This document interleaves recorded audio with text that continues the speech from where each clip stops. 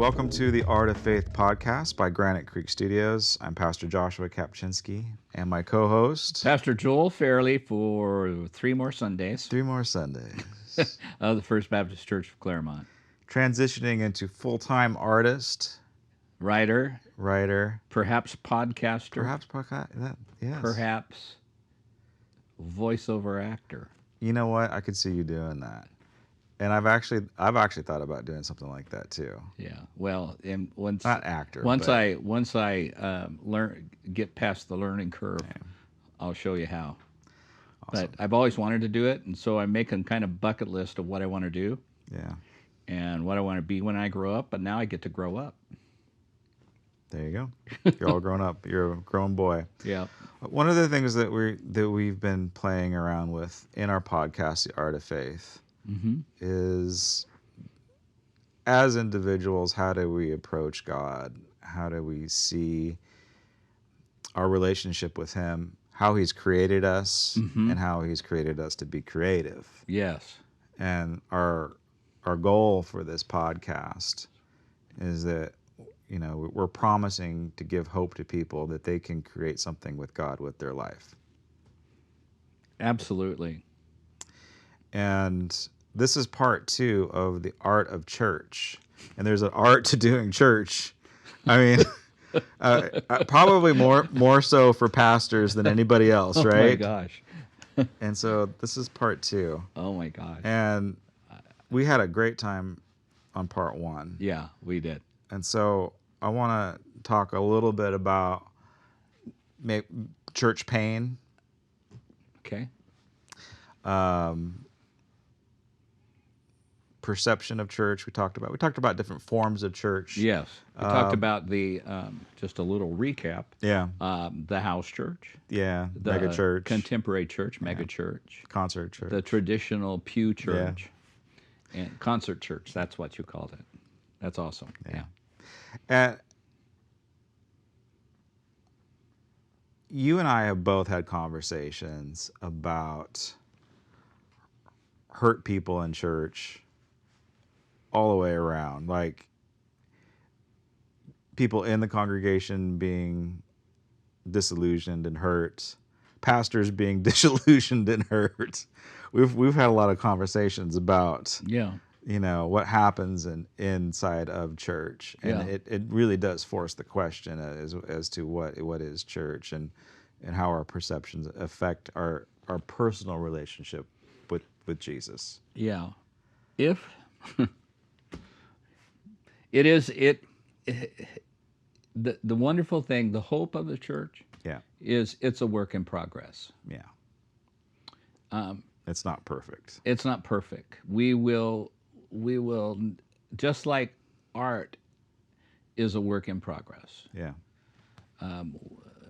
We will probably not really ever understand until heaven what the church is all about. We can guess at it. Yeah. And we will. Yeah. But I think it begins, I think part of the, is to be open to looking at where we have failed as a church. I think that's important to do too. I mean, we don't be want to honest. to be honest. We don't want to be critical, but we do want to have feedback. And you know, we had an honest conversation about the benefits of all the different styles of churches and the specific needs that they meet. Oh, it's lovely. It's lovely, and I'm so glad. Yeah, because I'll tell you right now, I have in my head when I attend church in my new life, I have in my head what kind of church I want to be a part of and what kind of church I do not want to be a part of. Interesting, because you're going to be a parishioner pretty soon. Huh? I'm going to be a parishioner, and I know what I want and I know what I don't want. And at this point in time, some people listening say, well, shouldn't you go where the Lord needs you to go and wants you to go?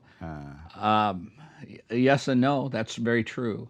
But right now, with the attitude that I have, there would be some churches who wouldn't want me there because I would be I wouldn't be full of grace. I wouldn't be Yeah. gracious. I wouldn't be accepting. So you want to find some nice hippie church, right? Maybe, Maybe. maybe. Yeah. I I know I'm going to be very careful about who's up front Yeah. and who's teaching me. Yeah. And if I smell of self-involvement, You're out. out. If I Ego. smell of ego and personality, Yeah. I'm out. What I'm looking for as a pastor is a fellow sojourner, because that's how I try to present myself as a pastor. Is I listen. We're all bozos on this bus. We're all in the same boat, and I just want to love you, and you just want to love me. If you think your agenda is to keep me in line and to point out my failures and what I'm not doing for the Lord and what I should be doing for the Lord, I'm not sure that I want to sit by you on the bus. Yeah. That's I mean, that's clearly a model in a lot of churches, and they do very well. They do very well. Because honestly, some people go to church with the understanding, I need to go back to church because I need to get my life together right. Yeah. I need to make my life right. And there's churches who will say, "Oh, good. Yeah. We'll help you. We'll help you make it right." Which is all well and good. Yeah. All right. Are you afraid to visit a new church? No. Oh, no, not at all. You're not? Okay. No. There's some churches I won't go to. Yeah. But you stepping into a brand new congregation, you're not afraid to do that? Oh, no. Oh, no, cool. No. What I want to do, I'll tell you right now, I think if somebody were to, if God said, you better get your butt in church on the 7th of August. Yeah. I would probably look for a high church, Episcopal church. And I don't know I'd go as far as Catholic church. Yeah. But a high church, Presbyterian church, some Lutheran churches, because really what I want to do is usually what they have is the worship in Episcopalian churches and Presbyterian high churches. The worship centers are very artistic, and they have a lot to catch your eye and catch your spirit, and they usually have beautiful music. Yeah. Nice choirs. Yeah, there you go. And I want to sit and hear the liturgy. I want to hear the prayers from the prayer book. And I want to and what's really interesting and neat about it is everybody in the congregation does that. They read them. It's the liturgy that it's a liturgy they makes follow. Feel comfortable and safe. And I'm just ready for that. Yeah. Yeah. I'm ready to hear those words. I'm ready for at least the vision or the optics of the people of God for that moment on the same page. Yeah. Literally. That is such a hard concept for us to understand is liturgy. The liturgical expression of faith. Like when Mako went to go preach at your church, like she didn't know what to do. I mean, it was like, I've never done a liturgical church before. Yeah. I mean, it was great for her to do. Yeah. Right. I mean, we do. You're going to come to my church. Yeah. You know when you're going to pray. You know you're going to do the Lord's Prayer. And you're going to sing the doxology. Yeah. And there's going to be at least 2 scripture readings, one at the top of the service and then one just before the message. That is so valuable these days, isn't it? Yeah.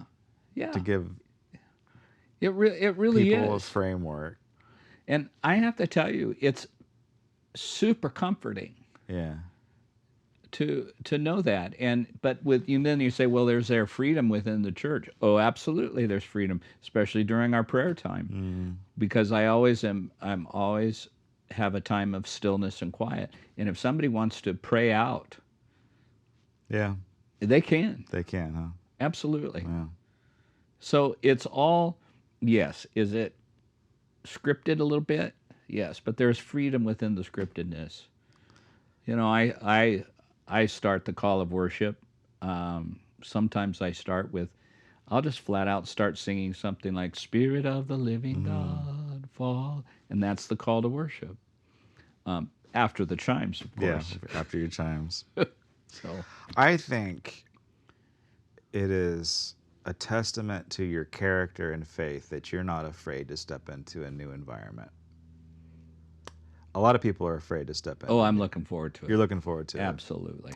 I do too. I mean, I always like to experience new churches. Did I ever tell you my experience in trying to find a church in the South? No. Okay, this is going to be great for this show. Okay. So Speaking of the art of church. Art of Church, yeah. So after Westmont, I moved to Charleston, South Carolina to start the museum. And even being a pastor's kid, I always went to church on Sunday. At Westmont, I had to do chapel like way too much, right? And still, I don't know if this is a testament to my parents and how they raised me, but I was going to church.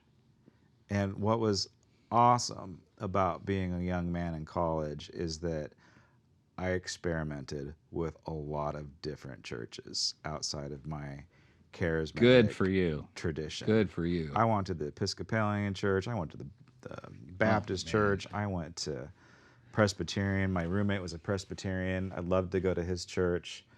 I did some churches that I probably shouldn't have gone to. That Baha'i? Yeah, I did. I did a You Baha'i. did a Baha'i? I did a Baha'i. Yeah. It was lovely. It was weird. But, Yeah. So I did a lot of, I guess searching and that value of Sabbath, right? That Sabbath mentality that this is Sunday, not Saturday, but this is Sunday. You get yourself to church. Mm-hmm.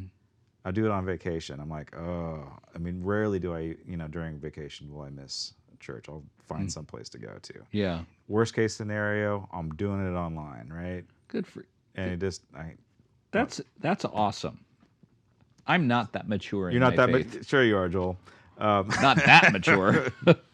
So when I was in South Carolina, I'm trying to find a church, and I'm on the peninsula of Charleston. Oh yeah. So when I first moved there, I'm like all I had was a bicycle because I was dirt poor. So I'm like riding my bike around the town trying to figure out where I'm at, where the grocery store is,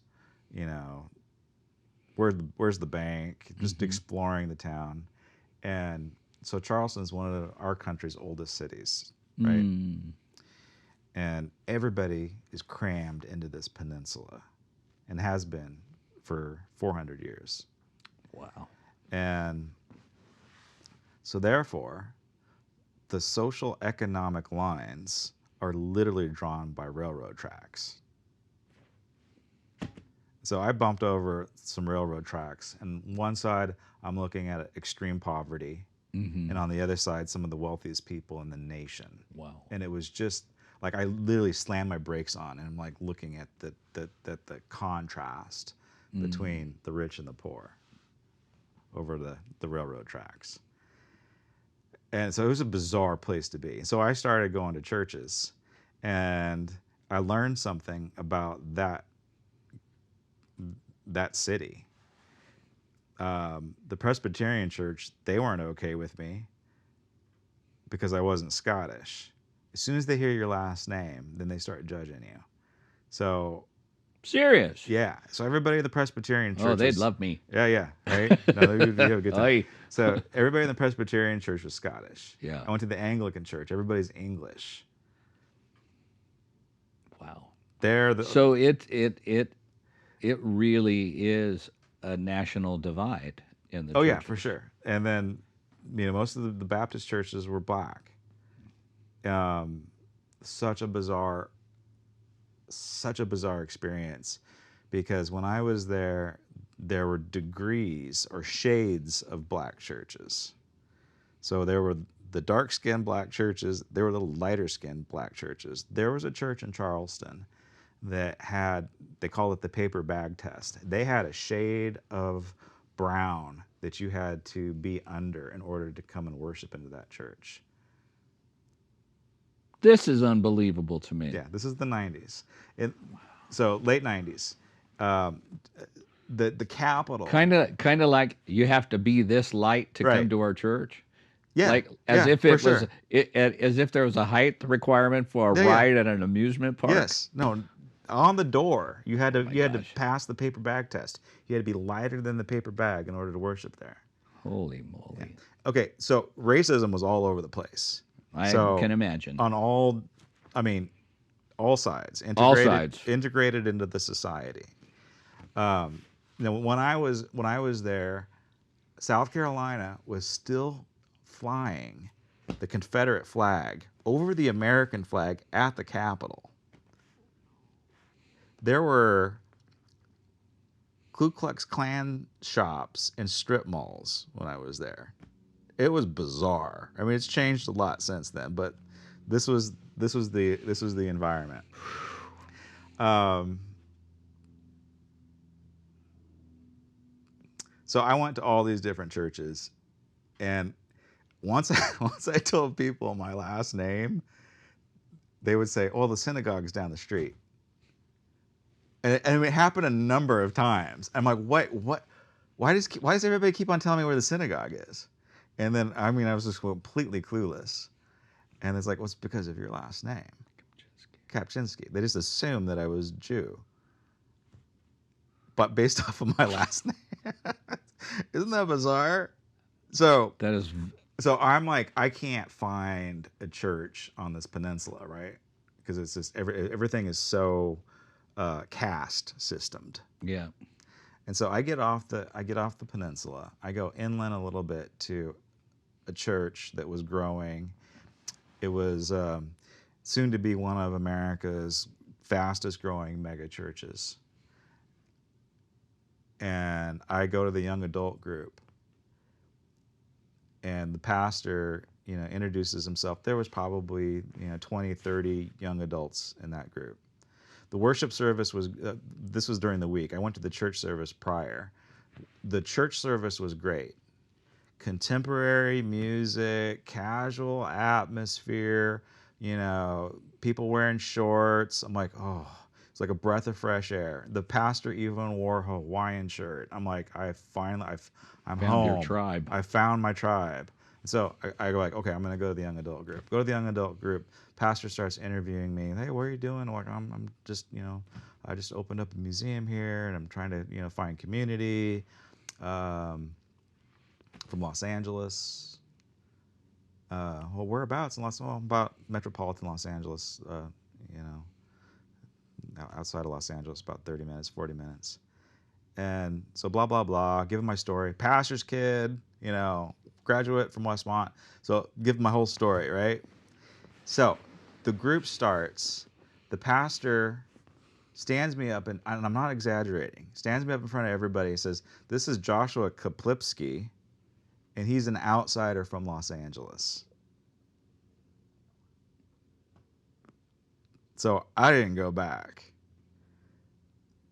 I was like, so discouraged. And so Monday morning, I'm like super depressed. And my secretary, name was Madeline, she's an African American gal. And she's like, "Honey, what's the matter with you?" I'm like, Madeline, I'm sorry. I'm really down today. I've been trying to find a church, and I had I've been having bad experiences. I just had a really bad experience. And she's like, "Honey, you just need to come and worship with me on Sunday. You're gonna come to my church on Sunday." And so I go to church the following Sunday with Madeline, and St. Mark's Episcopal Church in Charleston, South Carolina, on the peninsula. The very first church in America that was built by freed black hands. And and it was high Episcopalian. No freaking idea what I was doing in there. Like kneeling, bowing. It was so much stuff. Altar boys, incense, swinging around. I had completely foreign to me. Long and boring. And then after the service, they'd all go down in the fellowship hall and eat all day long. And that congregation was made up of light-skinned blacks, mixed marriages. So white people marrying black people, which was taboo even then, back then. Single moms, people from Florida, and turns out people from Los Angeles. And then it dawned on me, oh my gosh, I'm in the outsider church. And so completely like no cultural context that I felt comfortable with. People didn't look like me. People didn't act like me. They were Southern, and yet they loved me. So that was my church. I don't remember a sermon. I was bored out of my mind most of the time. Yeah. But that was my church, and there you go. Yeah, that's a great story. Thank you. That's awesome. I love that, honey. You're gonna come to church with me. Madeline was amazing. She is Episcopalian, but she was also Spirit-filled. Yeah. And Charleston's kind of like New Orleans. It's very hyper spiritual, so lots of voodoo in the community. So there's lots of dark spiritism. Yeah. And so like you'd see houses painted with very bright paint, the trim, and that's just to ward off evil spirits. I was living in the basement of a church that I converted into a museum, in a black neighborhood. I didn't know better. Didn't know I wasn't supposed to live in a black neighborhood, but I was living in a black neighborhood, and like it was so weird. Like white people were freaking out that I was living in this neighborhood. I'm like, why? What's the big deal? It's like, well, do you have a gun?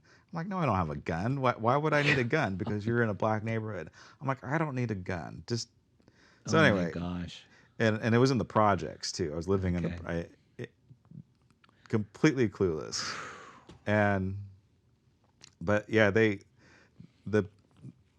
community, the people in the projects, they just felt sorry for me. At first they were like really like, what is this guy doing in our community? Yeah. And then eventually they just felt sorry for me. And so anyway, so Madeline was Spirit-filled, and she had a neighbor that was a voodoo priestess. And they would go at it. She would go on walks, and this voodoo priestess would come out and curse her and threw goo dust on her. And she would, rebuke her in the name of Jesus. So it was a full-blown spiritual warfare battle. Oh my gosh! Okay, I've got the greatest story. Probably this little network that we're gonna get into some gritty stuff. You ready for the best story you've ever heard?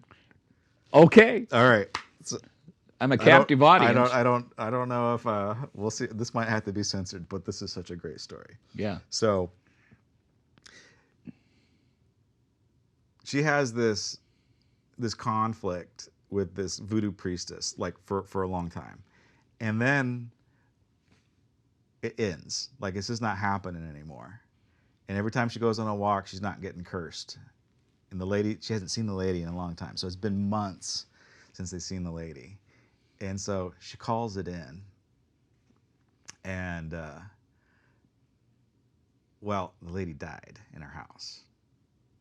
This voodoo priestess died inside of her house. And so Madeline and I are in the museum, and the police come in and talk to her. It's like, yeah, you're right. She's dead. We found her in there. And the cop starts telling the story, and the other guy's face, like, it just goes white. And so they can't get in. They have the fire department come. They get a ladder up to the second story. They get in through the window. And when the eyes adjust to the darkness, there's like chicken feet hanging from the ceilings. And throughout the whole house, there's random holes drilled in the wall with $100 bills rolled up and stuck inside of it. There was like a 1954 Cadillac in the garage that had like 10 miles on it. And so this weird, whatever you think about voodoo stuff, it was in this house. And so they find her kneeling at her bed, completely covered in blood. And she's been there for a long time. And then all around her, there were 10 jars full of blood. And each jar had a $100 bill in it. So the cop is telling Madeline and I this story. Each jar had a $100 bill in it. And so they're just all freaked out. And so they did some tests and autopsy stuff. So this is the part that we might have to cut out. It was all menstrual blood. She had been collecting menstrual blood. Isn't that the weirdest thing you've ever heard? That's Okay. That's Charles. Okay, so okay, proof. People need Jesus. People need Jesus. Yeah. Isn't that crazy? That was not too long ago. Yeah, that's wow. So hey, Madeline was church for me. Okay, and it was relational. Well, the thing that rang with that story, the thing that rang for me was she uttered the greatest words of evangelism anybody could ever, and it's so simple. Honey, you're going to church with me. Yeah. What? Those are beautiful words. Honey, you're going to church with me. If we don't get anything out, how hard is that? She didn't go to anybody's school of evangelism to learn that. No. She heard your story. Yeah. She heard your story. Yeah. She listened to your story and had the right words for you. Yeah, for sure. Honey, you're coming to church with me. That's awesome. Yeah. That's awesome. All right, so for me, that experience of trying to find a church was frustrating and at times scary. And I think a lot of people are afraid of church. Well, here's the thing, and I did what is, and I believe it's from the Lord, but it was what was milling around in my head is the word from God that I've been operating now on for quite a few months or a couple of years now, and it's that phrase from the Lord, "Let me bring it to you," and it's like, and that's kind of where I am in answer to your question. Yeah. I don't think I'm going to go looking for a church. You think this is? I think I hear God say to me in all my endeavors, "Let me bring it to you." Yeah. Whether it be a new tribe, new friends, new opportunities, let me bring it to you. Yeah. So what do I do, God? Just wait with me, be with me. Yeah. And that's it. See, I got to tell you, you're a huge surprise to me. Oh, why is that? Because I've been here a long time. I've been in Claremont since 2011. Yeah. I've been in Claremont, and I've been a pastor in this area for 8 years, and I've always wanted, and I want a brother. I want a sojourner. I want a safe place. And and I start looking around for that safe place, and as soon as I think they find him, I'm ghosted for forever. Wow. And so let me just say, in relationship to that and to the answer for me to have a brother, a tribe member, a sojourner together on the road, he brought me you. You know, and you out of the blue said, let's do a podcast together. Let's have lunch together. That was all God. That wasn't me, you know, like that commercial, knocking on a house. I'm the new kid in town. You got any friends my age? Or kids my age? You know, it wasn't that. It's just that you are a testimony to the fact that God brought you to me, and I think He brought me to you. That was His doing. And I think in the same thing, every time God wants to bless us, He's going to bring it to us. Yeah. And we have to get rid of the mentality that it's up to us to find fellowship. It's up to us to continue fellowship with God. God will do the rest for fellowship. I agree. Absolutely. Yeah, because what I thought I wanted and what I needed was that contemporary church with the Hawaiian shirt pastor. But what I really needed was Madeline's church. Come on. And that's what God brought me. Come it's on. Not what I was expecting, but it's what I needed. And you needed you needed to go the bozos on the bus church. Yeah. The outsider church. The outsider church. That's where I needed to be. I love that. And so I like, so for those of you who are listening that are struggling with church, I have an image. So years ago we sent out a touch card, a mailer. And it was Van Gogh's church. Yes. So let's look at Van Gogh's church. And so for those of you that are listening, I'm going to encourage you to Google Van Gogh's church. It's beautiful. It's got a lot of colors that Joel probably likes. Oh, yeah. And yeah. For you, Van Gogh started, before he was a painter, he was a pastor. Thank you, Jesus. And he ministered to the poorest of the poor in the mines, the coal mines. And the church didn't like him reaching the undesirables. And so he got hurt by the church. And then when he started painting, he painted this scary church. And so for him, his interpretation of church, see, this is a church, but I mean, like at first glance, when you look at it, it looks like a haunted house. It has that vibe to it. So for him, church is a little twisted and it's a little hurtful. It's scary. And so we sent out a card with this on there saying that church shouldn't be scary. And so that's one perception that I think that, you know, we need to break down. That church doesn't, it needs to be a safe place. It has to be broken down. And now, just before I want to return to that point. Yeah. Okay, so in the last,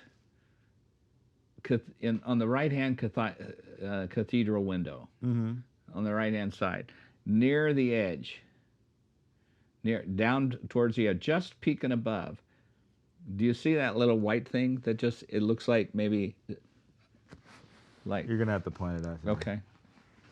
Go for it. This. Okay? All right. It looks like a stroke of some kind, but the stroke isn't complete. You're such an artist, Joel. I would have never noticed. Yeah, in a brilliant, but this is the reason why I bring it up. In a brilliant episode of Doctor Who, and I told you about, that featured Vincent van Gogh, him meeting Van Gogh in Van Gogh's territory. That was literally painted eyes, like a ghost peeking in, and it was haunting him, and it just was representing how haunted he was. Right. And that it's just brilliant, just brilliant. Isn't that? I mean, and we've already talked about Van Gogh, but he was a haunted man. And then he started eating lead, which didn't help. So didn't help. He didn't eat lead on purpose. It was totally by accident. He was mixing his paints Yeah, in his mouth. Yeah. And he didn't know better. Yeah. And so it's really unfair to say that, he was insane. He was insane, but it wasn't his fault. Yeah, clearly brokenness was a part of his personage. Okay, so scary church. So yeah. Okay. I think that is a thing, right? Well, I think it's really a thing, and it's so I want to ask you. I'm going to ask you. Yeah, You're going to ask me this question. I have a question for you, so I'm going to, since it comes Okay. up. You ready to ask it? Yeah, I'm ready to ask Do you have it. a question for me, Joel? Yes, I do. All right. Okay, my question is, we have heard, and you and I preach the same thing, that that really we are helping people to try and be Christ-like, to be like Jesus. Yeah. What does that look like to you? And how are we doing? Well, I think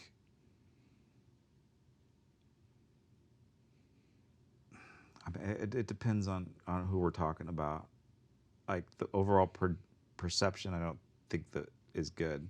But to be like Jesus, in my opinion, is like there's three different prongs to it. One has to be that you serve the poor, either the poor in spirit, or the financially poor, or the emotional poor, Wow. or the outskirts. Like clearly, not only did Jesus preach it, he did it, right? Thank you. So he is connecting with and touching the lowest of the low. Wow. So we have to love for the low. Yeah. Yeah. We have to. Yeah. We have to. Yeah. That is a mandate. The least of these, it has to be. I'm preaching on that Sunday. Are you? Yeah. Because if not, if we don't have the poor as a mission, as a target, or the disenfranchised, those on the outskirts, those that are misunderstood, the Samaritan woman at the well, if she is not in our well, and if we're not willing to allow them to come into our sanctuary, then we're not a church, we're a social club. So they have to be able to feel safe to come in. Okay, that's one. The other is kingdom expression. Okay. So if we're going to be Christ-like, we need to do what Jesus did. And Jesus healed the sick. Uh-huh. And he cast out evil. Yeah. So whatever that looks like, kingdom expression has to be in the believer's mindset as well. Right. Like, what would Jesus do in the situation? Would he pray for them? How is heaven going to open up in this moment? Okay. Wow, that's good too. And then the third one? The third would be sacrificial lifestyle. Okay. Which I don't think we do. Okay. I know I don't do it well enough. Oh, yeah. And so laying down one's life for another, that's a tall order, but we've got to be thinking sacrificially. I absolutely. Because Jesus died for us, right? That's brilliant. And I just think that anyway. Those are brilliant. Because both of us preach that. I mean, in the sense, we're trying to be like Jesus. Yeah. And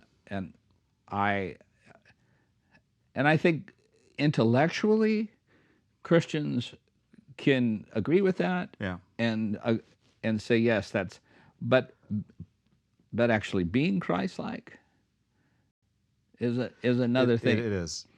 I think that, and I'm just saying this. I'm not speaking for my church because I believe that my church is trying really hard. Sure. I think I would say the same for mine too. Yeah, we're trying. Yeah. And I appreciate that, and I want to show them. I want to be gracious as they try. Yeah. But I think across the board, we will not be fully Christ-like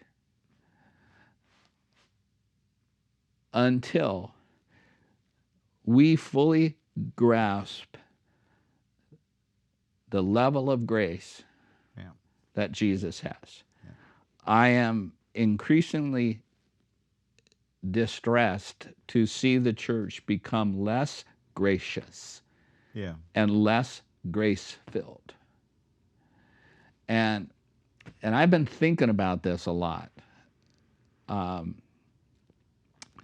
don't know what it is, why it's hard. It seems like it's hard for church people who are good people to have the complete kind of grace that Jesus has. And I experienced this, and so now it's time for my story. Yeah.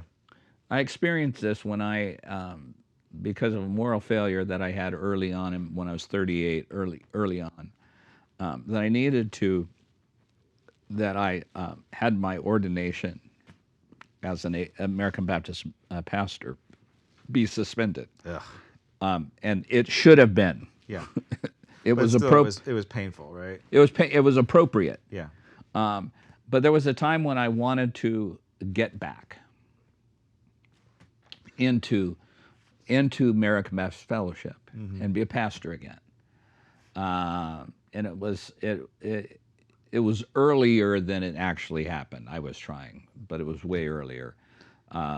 But when I was with the Ordination Council Committee and the people who were there and represented, one of the things that was astounding to me is that I was scratching my head was somebody said, you know, why would it be fair to let you go after what you did, go back into ministry when we who are in ministry didn't get to do that? That was what he said. I didn't get to have a moral failure. Right. Yeah. And I thought about that. And, you know, and people say, well, like they were cheated. Yeah. You got something I didn't get. Right. You got to have fun, and you got to have fun, and now we got to let you back in because you have fun. That's not fair. No, you could have had a moral failure. Yeah. You absolutely could have. You had a choice to. Yeah. God didn't say, you know, you can't do that. And I think the problem is that we see choice as we see things we do as forbidden. I don't know what I'm saying, but that, well, I don't have a choice. I can't do that. No, you do have a choice. You can do that. Listen, I don't have a choice to fly. Yeah. I don't get to fly on my own. I don't get to fly like Superman. Right. It's not within me to do that. But it is within us to make a choice to sin. Yeah. And so, yeah, can I have a moral failure? Yes, just don't. Yeah. Just don't. Yeah. And it seems that the grace, it seems like when we come to grace, what we do is we say we have that it's not fair. Yeah. And well, grace isn't fair. Grace isn't fair. And and I guess the thing that's astounding to me is we have to match Jesus' grace in order to be truly Christ-like to him. Yeah, for sure. And we have to honestly, everybody is welcome in the church. Yeah. Everybody. And the true church of Jesus Christ, whoever you are, wherever you are, whoever you love, whatever you love, you're welcome in the church. You are. As it is defined, as Jesus and as Christ-centered, you are welcome in the church. And I know that's not a popular thing with a lot of people. Sure. But Jesus' grace is so completed, and Jesus' grace looks like the Episcopal Church that Josh went to in South Carolina. Yeah. That's what Jesus' grace looks like. And here, when we are able to say to the whole world, the high and the low, honey, you're coming to church with me. Yeah. Yep. That's the grace of Jesus Christ. Yeah. So, who reinstated you? How did you get reinstated? The Lord brought it to me at the right time. Yeah. I got reinstated. Did you have to sit before a committee or a panel or any of that? No. Are you serious? No. That didn't happen at all. I would say I got reinstated. Once I stopped trying to get into American Baptist Church, I was already connected to Crossroads Christian School as a teacher. Got it. And I was working there. And in 2006, I had been at the school probably for about 10 years, you know, and the pastor of Crossroads Christian Church, I had done some theater work with them, and I'd been on the creative team with them, and he came one time and he said, "We're losing our children's pastor. Want to be it?" And he said, and I said, "Yeah." Yeah. And so I started there. And the other deal is when I went to Crossroads because it wasn't connected to my denomination, and it was really huge, and I could hide. Right. So I did that. But I did go see the pastor. He was from Australia, and it's a Christian church. So, and I told him, I said, "I just want to introduce myself and tell you who I am. I'm here for healing because I'm a broken shepherd." And he said, "Joel, we all are." Oh. And I said, "Well, I'm coming to this church." Yeah. That was Jesus' words to me. We all are. And so I was on staff. And then when Barry left and the other pastor, Chuck, came, they ended up ordaining me into the Christian church. We're gonna ordain you. We're gonna set you apart. The robe I wear is the one they gave me. Really? Yeah. And then, so did you have to like take a test or anything? How do you get ordained in the Christian church? Yeah. No. They just said you were ordained. Yeah. They took me on my Christian experience, my life experience, my ministry experience. Yeah. And they and see, I had done a lot of work. Yeah. Trying the first time to get in, so I had letters from psychologists. I had letters of recommendation from the Center for Ministry in Oakland, and they knew my story and they knew everything, and they had recommendations. And still, at that time the ABC was not ready to let me reinstate me, and nor give me a process in which to be reinstated. So that never happened. So when a church I put my name out to people, knew I was would like to have a church after I got off staff at Crossroads and went over back to teaching at the Crossroads School. I just put my name out there to be a pastor, and so the First Baptist Church Palos Verdes gave me a call, little tiny church. Yeah. Gave me a call, and then I said, I'm not reinstated yet. So I reached out to Dr. Sam Chetty, who is was the executive minister at the time at the church of the region of ABGFLASH, American Baptist Churches of Los Angeles, the Southwest, and Hawaii. Oh my goodness! Okay. ABGFLASH. Yeah. So, and I'll never forget. I sent him all my stuff. And then he called me up and said, let's have lunch at the Spaghetti Factory in Fullerton. So I had lunch with him before we ordered. He reached across the table and said, "Welcome back into American Baptist Ministry." All right. So and he said, "This should have happened 15 years ago." Wow. So based on all the work I had done prior to that time. And then bam, you're a senior pastor again. I'm a senior pastor. So I think that this is really important for people to get, is that when God restores, so you weren't just reinstated, you were restored. I was restored. And his will is to restore you back to your original place of influence. Yes. So it's the prodigal son. Yeah. And that's God's will. Man's will is to restore you, but you're always going to be a second-class citizen, right? Right. Well, we're not going to make you a senior pastor, but maybe you can be the business administrator. And the bottom line is, when I tried to seek it on my own, it didn't happen. Right. But when God brought it to me, He restored you. He restored me back to your original place.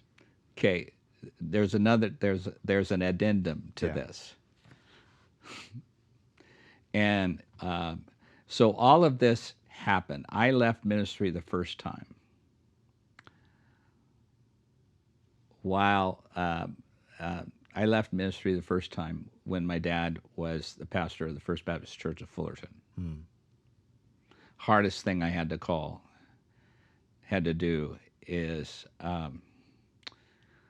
he was my second phone call and said, "Dad, this is what happened to me. Yeah. I had a moral failure." Yeah. What was your first phone call? Never mind. It was him. Oh, it was my associate pastor. Oh, okay. Because I had to go to his house. Yeah. And I told him, and then I called Dad. Okay. And so my dad had to watch me go through that.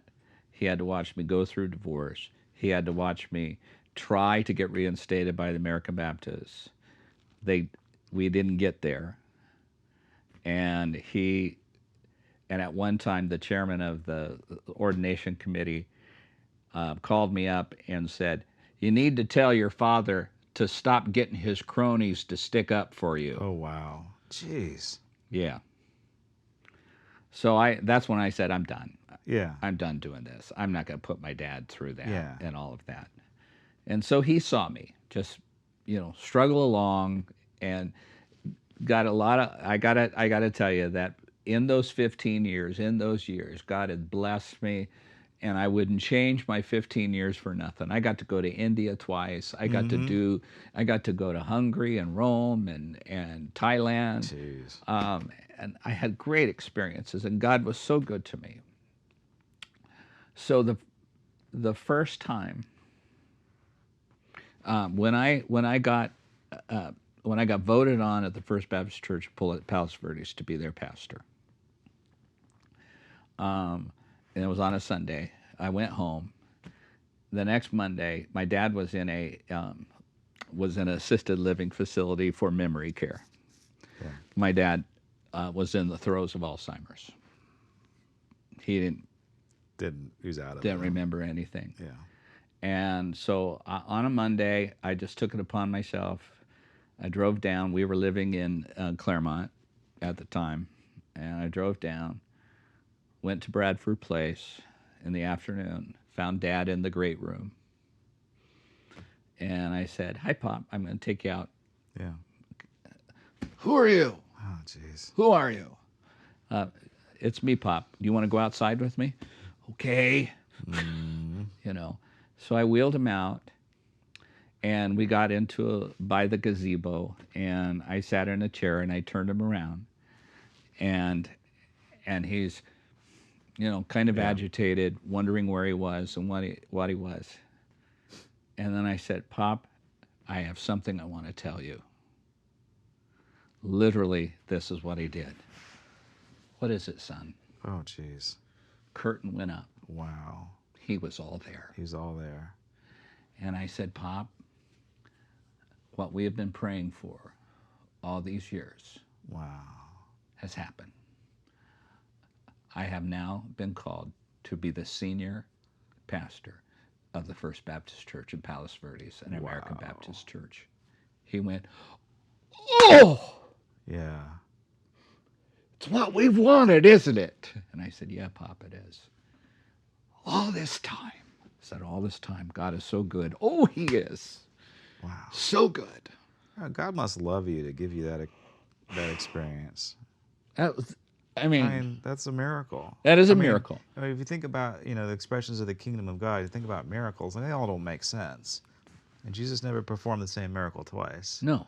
But that's a real miracle. That was a miracle. I mean, he came up, he absolutely understood. And I know this for proof because then I took him back and I said, I love you, Pop. Yeah. I'll come see you later. And took him back and I went home. Yeah. That night, it was Monday. Yeah. That night, my mom calls me. Did you go and see Dad? And I said, just like that. Yeah. I said, yeah, I did. I'm sorry I didn't tell you. I didn't know I needed to tell you. Well, I got a call from the director of the facility. I said, what? He says, because she asked me if you were there.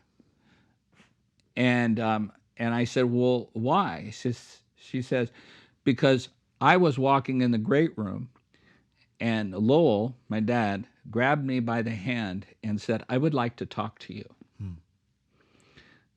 I just had a visit from my son, and he is going to be the pastor of a Baptist church. Jeez. And then he said to her, he said, and I have to apologize to you because I have not been the kind of man here that God wanted me to be, would want me to be. And I want you to forgive me. Oh my gosh. So I know he heard me. Yeah. And that woman is a witness because that's what she told my mom. Gosh. After that, curtain was down. Down. I never saw my dad again. What a bizarre. All right. I mean, we're not going to get into. Both of my grandparents went through dementia and Alzheimer's. And so, for everybody out there that's dealing with the same thing, that's not your loved one. That's not them. No, and what your story tells us, too, is that they know that they're not themselves. Mm-hmm. I mean, for him to ask for forgiveness for behavior that he was not responsible for. Mm-hmm. My grandfather, preacher, had Alzheimer's. Just the Johnny Smith is the banner. It's a revival banner that's above you. Went from a powerful Pentecostal preacher to not being there. And he knew. And my dad knew, too. He knew he was losing it. He knew he lost it. We even think that he starved himself to death. I mean, obviously we're not supposed to. Yeah. We're not supposed to promote that kind of thing, but I don't know. There's grace, right? Yeah. And there really is grace for that. Absolutely. And this is what I'm saying is there is no limits to God's grace. No. If you want to go and jump in the mud and live like hell, that's your choice to do it. And even if you accepted Jesus Christ, your personal Savior, and you're born again, heaven is yours. Amen. Heaven is yours. But do you really want to live in all that crap? Yeah. No. No, it wasn't fun being divorced. It wasn't fun having God put me on my knees and having me deal and come face to face with the wickedness that I did. Yeah. That was not fun. But if you feel that I got away with it, go ahead. I got away with Jack. Yeah. And I want to tell you, none of us did. Because what I did sent Jesus to the cross. Absolutely. Yeah. We got away with nothing. So I have one more thing I think we should talk about. Okay. A few years ago, Notre Dame burned. Yes. And let's just bring up a couple of images of that. I mean, that just made me sick. I mean, seeing those images. Do we know how it burned yet? Yeah, there was an electrical short in one of the beams. Oh, man. And just kind of a fluke, little minor, somebody didn't do something right, wiring something. And the whole thing went up into flames. I mean, it's just. You've been to Notre Dame, right? Mm-mm. Oh, you haven't? Mm-mm. Oh my gosh. No, miss that. It's incredible. It's an absolutely incredible work of art in and of itself. We're talking about the art of church. Notre Dame is a jewel. Mm-hmm. And crown. Yeah. And jewel. So that's the interior. And it's still burning? Yeah, that was shortly after. How did they get it out? Well, they had planes coming in and helicopters dousing it. I mean, it went up so fast. And wow. Okay. The steeple collapsed and wow. I mean, everything was burned on the inside. Look at the ashes. Look at the embers coming down. And so that's the altarpiece, right? And so that's the original. And this is what it looks like after it was burned. That's what was literally left. And so the cross remained standing in the midst of all that decay. So there's some irony there, right? That the altarpiece remained. The cross is there. Yeah. And the reason why I would, obviously, it's a beautiful church. And this was a tragic thing that took place. And again, it made me nauseous when this thing happened. I was just so upset. Yeah. And I think a lot of us are viewing the church in this way, that the church is on fire right now, that she's burning, that she's, it seems like she's been in decay.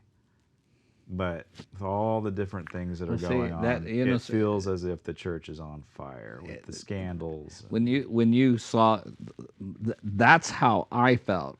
Yeah. When I saw the Capitol invaded. Yeah. On J6. Yeah. There's a lot of things that feels like the world's burning right now. Yeah. And I think, like, this very simple expression of the cross of Jesus Christ in the midst of chaos, it's always been there. And so, if you view church as being scary, or if you view church as being on fire, the cross can overcome anything, any fire, any flood, any and the tragedy, cross has, and it has, and it has, and it has, and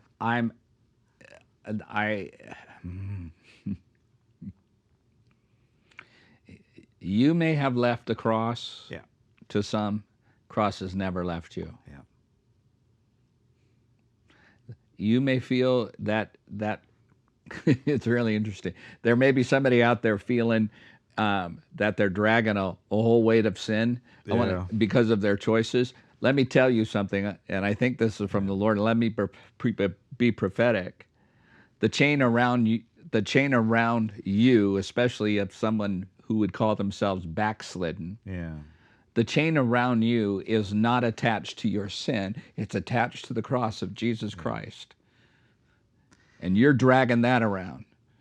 And that's what that's what we drag around for the rest. Take up your cross and follow me. Yeah. The cross doesn't leave us. No. So many times I've heard of people in ministry leaving their faith. And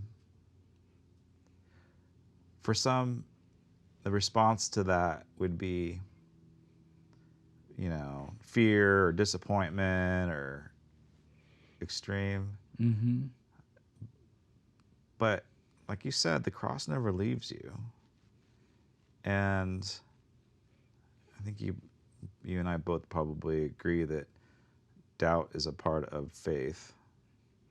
Fred Buechner says in his book Wishful Thinking About Doubt, says, doubts is the ants in the pants of our faith. Yeah. It's okay and maybe even healthy to doubt. Yeah. and to make your faith your own. Right. And probably even more important to get outside and get a different perspective, and knowing that the church is amazing. Well, we love the church in all of its forms, right? I think we've kind of hashed that out. We love all of its forms. It's not going away. It's not going away. I mean, it may burn. It may burn, and it may be damaged, decline, and it may grow. We have revival. But it's not going away. It's not going to go away. And I think for all of my friends that have lost their way or lost their faith, I mean, I'm talking about people that had served in ministry, that he's going to be in the streets waiting for them. They're going to have an encounter. Oh, absolutely. Absolutely. And they're going to have that grace which you talked about.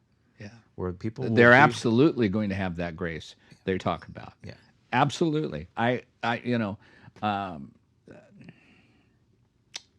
And it's all because of the cross. When Jesus says his work is finished on the cross, it's finished. Cross did everything. Yeah. It accomplished everything for us. And then we go back, I followed Jesus and I didn't sin. Is that fair? Doesn't matter. Yeah. If it's fair or not. All right. On that note, let's wrap her up. Yeah. I think we could talk about this forever. We can. And someday I'm going to have a podcast called the Broken Shepherd Podcast. Oh, I love it. And we'll talk all about this stuff. That part where you were told that lie, or, well, how come I couldn't get away with this? Like, you need to expand on that some more. I had that little religious spirit for a while, and it's awful. It's very... Oh, it really is. I mean, it was life-changing to me. Yeah. And it's like, my response to him, I didn't say anything. My response in my heart was, count yourself lucky that you did not. Yeah. It's fun for me. Yeah. To say to my kids, your mom and I are getting a divorce. Like, that's fun. Yeah. Yeah. Anyway. All right. More on that later. God bless you all. I hope this was a blessing to you. Yes. I hope this encourages your faith wherever you're at on the spectrum, however you view church, whatever your optics are. Is it an organization? Is it a meeting? It doesn't really matter. What matters is God's reaching out to you. He's going to have a connection with you.